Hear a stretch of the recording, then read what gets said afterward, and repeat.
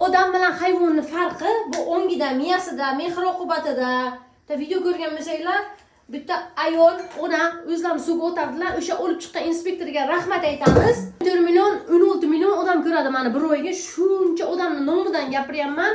Onalarning begonasi bo'lmaydi. Shu onajon nimaki shunchalik boshlaridan o'tdi ekan, kim shuncha o'limga qasd qildilar, o'zlariga o'limni qasd qildilar. Fohishalik qilganlar yo'q, tanalarini sotganlar yo'q, birovning erini yo'ldan urganlar yo'q, o'g'rilik qilganlar yo'q.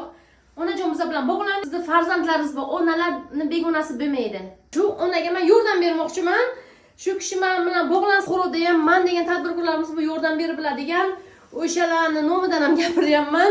Kerak bo'lsa hunar o'rgatamiz, shu kishiga o'qitib beramiz, kerak bo'lsa shu kishiga biz yangi hayot bermoqchi biz.